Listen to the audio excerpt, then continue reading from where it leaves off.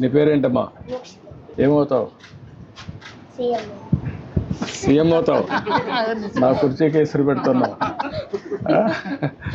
పెద్ద అయినాక సీఎం అవుతావు నమ్మకమా? గుడ్. ఎందుకు సీఎం అవుతావు? దేనికోసం సీఎం కావాలి? ఓకే అమ్మా, తీసుకురా. సీఎం ఏం చేస్తావు? ప్రజలు చల్లగా చూసుకుంటావా? ఇప్పుడైతే బాగా చదువుకుంటున్నావు. ఎంతవరకు చదువుకుంటావు? తెలీదా? బాగా చదువుకోవాలి. ఓకే. నువ్వేంట్రా, నువ్వేమవుతావురా?